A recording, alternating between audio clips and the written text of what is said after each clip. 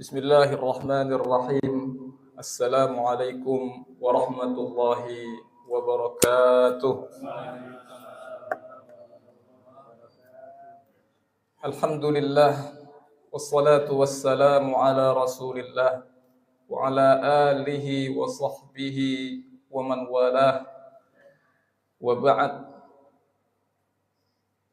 Faqala ta'ala fi kitabihil karim, وَلَقَدْ نَصَرَكُمُ اللَّهُ بِبَدْرٍ وَأَنْتُمْ أَذِلَّةٌ فَاتَّقُوا اللَّهَ لَعَلَّكُمْ تَشْكُرُونَ. Bapak Ibu jamaah salat Isya dan Tarawih dimuliakan Allah Subhanahu wa taala. Setiap kali momentum bulan Ramadan tiba, di antara salah satu peristiwa besar yang sangat menentukan yang biasanya kita ingat adalah Ghazwatu Badr al-Kubra, Perang Badar. Jemaah dimuliakan Allah Subhanahu wa taala, hari itu Rasulullah sallallahu alaihi wasallam mendengar bahwasanya kafilah dagang Quraisy hendak pulang dari Syam ke Mekah melalui jalan yang tidak jauh dari kota Madinah. Kafilah dagang itu membawa kekayaan yang luar biasa. 100 onta lengkap dengan barang-barang berharga yang ada di atas punggungnya. Ulama mentaksir harta yang dibawa kafilah dagang itu tidak kurang dari 50.000 dinar atau mungkin sekitar 200 miliar. Dan hanya dijaga oleh 40 orang saja. Maka Rasulullah sallallahu alaihi wasallam pun kemudian mengajak para sahabatnya untuk keluar untuk merampas harta tersebut sebagai balasan atas apa yang orang-orang Quraisy lakukan kepada kaum muslimin di Mekah yang telah mereka mengusir kaum muslimin dari sana. Juga dalam rangka memberikan pukulan telak dari sektor ekonomi kepada mereka, sehingga mereka tidak melakukan hal-hal yang membahayakan kepada kaum muslimin. Jamaah dimuliakan Allah, ini adalah himbauan dari Rasulullah sallallahu alaihi wasallam saja. Oleh karenanya tidak semua sahabat ikut perang. Jamaah dimuliakan Allah Subhanahu wa taala, keluarlah bersama Nabi sallallahu alaihi wasallam 300 sekian belas orang dengan onta yang hanya berjumlah 70 orang, dan itu pun dinaiki 3 orang secara bergantian setiap masing-masing ontanya. Kudanya hanya 1 dan peralatan perangnya seadanya, karena niatnya bukan untuk berperang tapi hanya ingin mencegat kafilah dagang Quraisy tersebut.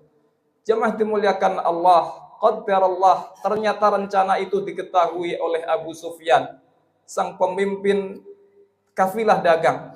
Ia bertindak cepat, langsung mengirim surat kepada pembesar Quraisy yang ada di Mekah. Apa respon pembesar Quraisy, ma'asyiral muslimin?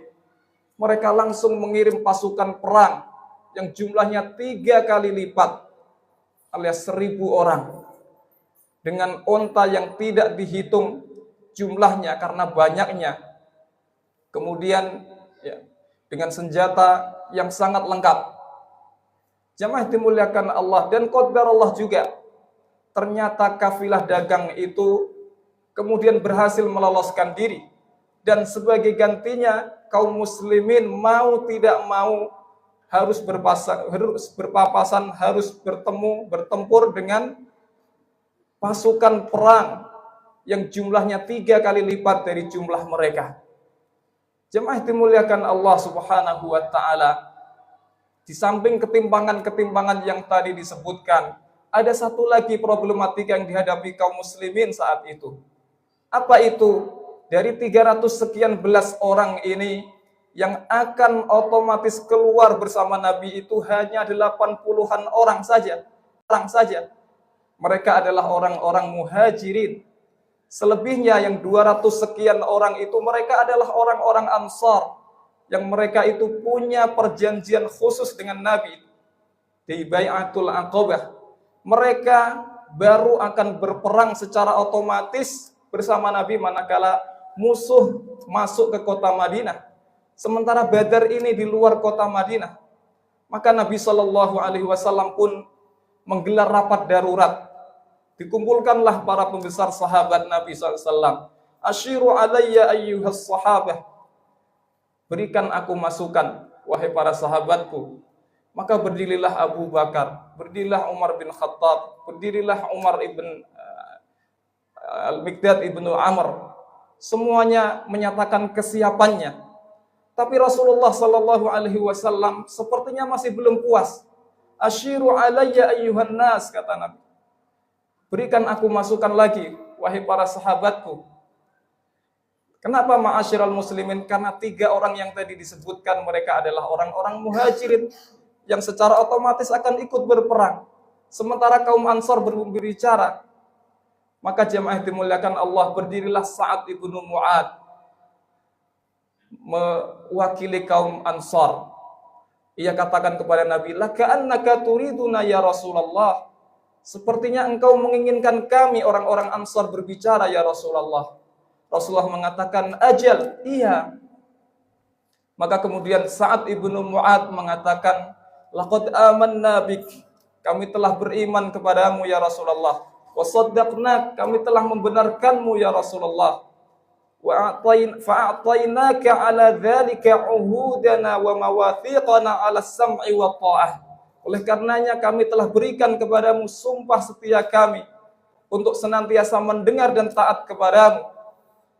Famdi ya Rasulullah lima arakallah. Maju terus ya Rasulullah berdasarkan apa yang fawalladzi ba'atsaka bil haqqi nabiyya, demi zat yang telah mengutusmu secara benar sebagai nabi. Law ista'radta bina hadzal bahr fakhuttahu la khudna ma'ak. Seandainya kau tawarkan kepada kami untuk menyeberangi lautan itu, maka sungguh kami akan turun menyeberangi lautan itu. Ma takhallafa minna rajulun wahid, tak akan ada satupun dari kami yang akan tertinggal. Wa inna lasuburun fil liqa, kami ini adalah orang-orang yang bersabar di medan perang. Suddaqun fil harb, kami ini adalah orang-orang jujur di medan perang. Wala yuriyannakallahu minna ma taqarru bihi ainuk, dan demi Allah, sungguh Allah Subhanahu wa taala akan memperlihatkannya kepadamu apa-apa yang akan membuatmu bahagia dari kami. Mudah-mudahan keberkahan Allah menyertai. Jemaah dimuliakan Allah, apa makna pidato ini? Pidato ini bermakna bahwasanya semua kaum Ansar yang jumlahnya 200 sekian tadi akan ikut terjun berperang bersama Nabi Sallallahu Alaihi Wasallam. Nabi Sallallahu Alaihi Wasallam mendengar khutbah Sa'ad ibnu Mu'ad ini sangat berbahagia. Sangat berbahagia. Kemudian beliau memberikan kabar gembira kepada sahabatnya, "Absyiru, berbahagialah kalian wahai sahabatku. Ya. Sesungguhnya Allah Subhanahu wa taala akan memenangkan kita. Seolah-olah demi Allah aku telah melihat tempat-tempat berjatuhannya mereka nanti, kaum kufar Quraisy." Jemaah dimuliakan Allah, perang pun kemudian terjadi.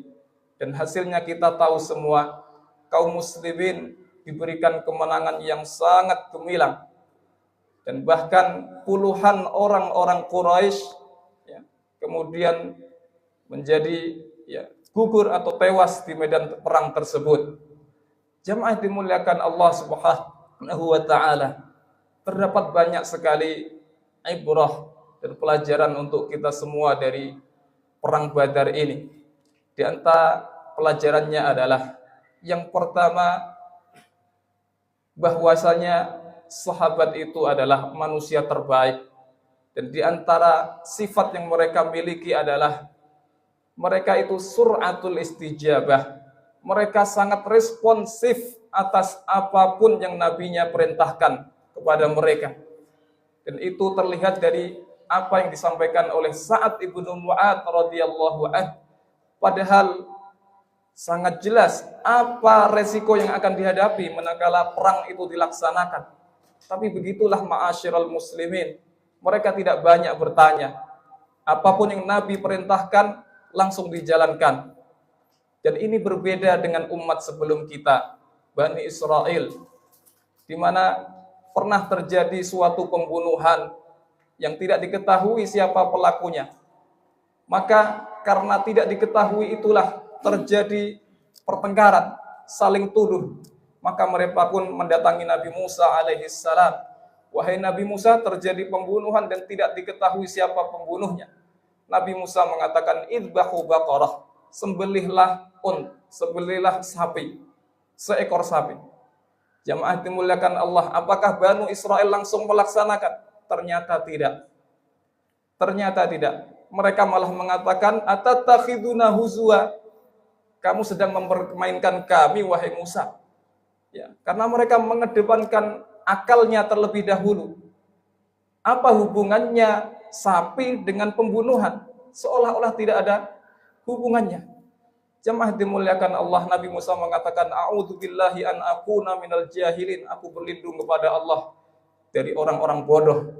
Maka kemudian Bani Israel masih bertanya lagi, qalu du'u lana rabbaka yubayyin lana mahi, sapi yang seperti apa wahai Musa? Nabi Musa mengatakan, qala innahu yaqulu innaha baqaratul la faridu wala bikr awanum baina dzalik, sapi yang tidak tua, tidak terlalu muda, yang tengah-tengah. Faf'alu ma tu'marun, lakukan saja, kata Nabi Musa. Ternyata Bani Israel masih bertanya lagi. Qalu du'u lana rabbaka yubayyin lana ma launuha.